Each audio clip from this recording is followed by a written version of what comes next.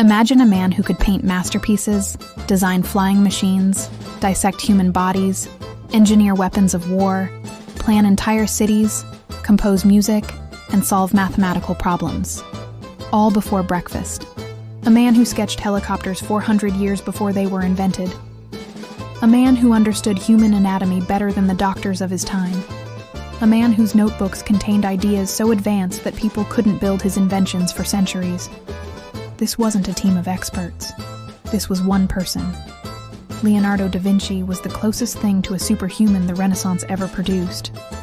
And his story is even more remarkable than his achievements. Leonardo was born on April 15, 1452, in a small town called Vinci, near Florence, Italy. But there was a problem. He was illegitimate. His father, Ser Piero, was a wealthy notary. His mother, Caterina, was a peasant woman. They never married. In Renaissance Italy, being born out of wedlock meant you couldn't inherit your father's profession. You couldn't attend university. You couldn't become a lawyer, a doctor, or a notary like your father. Society had decided Leonardo's future before he could even walk. He would be nobody. But Leonardo's illegitimacy became his greatest gift. Because he couldn't follow traditional paths, he was free to follow his curiosity wherever it led. And his curiosity was boundless. As a teenager, Leonardo was apprenticed to Andrea del Verrocchio, one of Florence's leading artists. Verrocchio's workshop was like a Renaissance startup. They didn't just paint. They sculpted, they engineered, they designed festivals, they built architectural models. Leonardo absorbed it all. There's a famous story from this period. Verrocchio was painting the Baptism of Christ and asked young Leonardo to paint one of the angels. Leonardo's angel was so beautiful, so lifelike, that Verrocchio reportedly put down his brush and never painted again. The student had surpassed the master, but painting was just the beginning. Leonardo wasn't content to be just a painter. His mind was a hurricane of ideas, pulling him in every direction at once. He became obsessed with how things worked. He dissected over 30 human corpses, a dangerous and taboo practice at the time, to understand anatomy. His drawings of muscles, organs, and bones were so accurate that medical students still study them today. He was the first person to correctly describe the curvature of the spine. He discovered that the heart has 4 chambers, not 2, as everyone believed. He designed war machines for the Duke of Milan. Tanks, giant crossbows, multi-barreled cannons, and even a primitive machine gun. He sketched a diving suit. He drew plans for a helicopter, calling it an aerial screw. He designed a parachute. And when modern engineers built it using his exact specifications in 2000, it worked perfectly. He studied birds obsessively, filling notebooks with observations about how wings catch air. He understood the principles of flight centuries before the Wright brothers. He designed a flying machine with flapping wings, though the materials of his time weren't strong or light enough to make it work. He engineered canals, designed bridges, and planned ideal cities with separate levels for pedestrians and traffic. He invented a ball bearing. He sketched a bicycle. He drew an early version of a robot, a mechanical knight that could sit, stand, and move its arms. But here's the paradox of Leonardo. He rarely finished anything. His curiosity was so vast that he'd start a project, get distracted by a new idea, and abandon the old one. He left behind thousands of pages of notes and sketches, but many of his greatest inventions were never built. Many of his paintings were never completed. And yet, the ones he did finish changed art forever. Leonardo didn't just paint pretty pictures. He revolutionized how art was made. Before Leonardo, most paintings looked flat, almost like cartoons. Figures were stiff. Backgrounds were decorative. Leonardo changed that. He pioneered sfumato, a technique of blending colors so subtly that there are no harsh lines, creating a smoky, almost dreamlike effect. Look at his paintings and you can't see where one color ends and another begins. He mastered chiaroscuro, the dramatic use of light and shadow to create depth and volume. His figures don't sit on the canvas.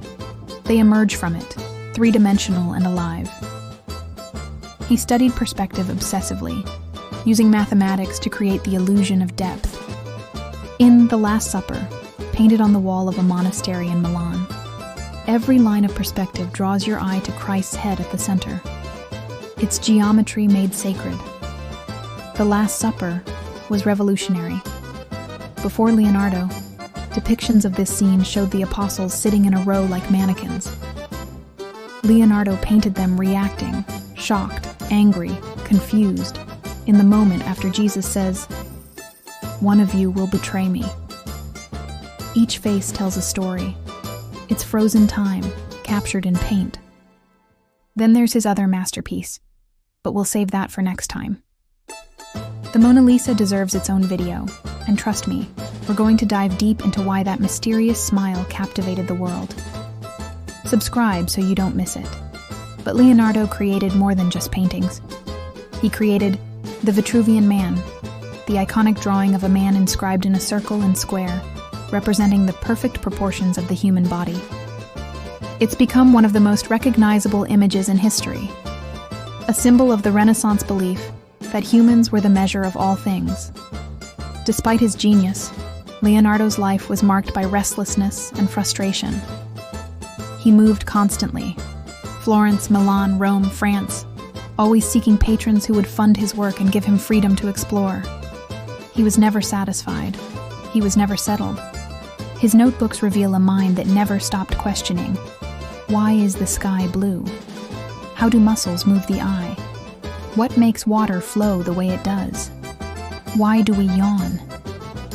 In 1516, at age 64, Leonardo accepted an invitation from King Francis I of France to live at the Château de Clos-Lucé in Amboise.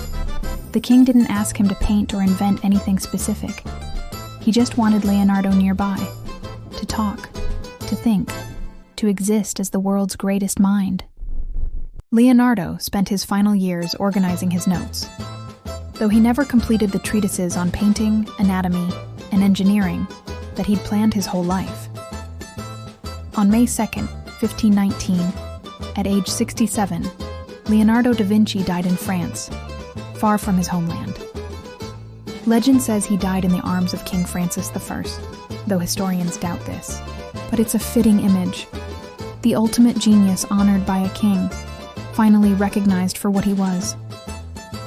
Leonardo da Vinci left behind fewer than 20 paintings, thousands of pages of notes in mirror writing, and ideas that were centuries ahead of their time. He never published his scientific discoveries. He never built most of his inventions. He never finished half of what he started. And yet, 500 years after his death, we're still in awe of him. Why? Because Leonardo represents something profound about human potential. He proved that one curious mind, asking the right questions, can see further than entire institutions. He proved that art and science aren't separate. They're two ways of understanding the same universe. He proved that being born with nothing doesn't mean you'll die with nothing. Leonardo da Vinci didn't just see the world as it was. He saw the world as it could be.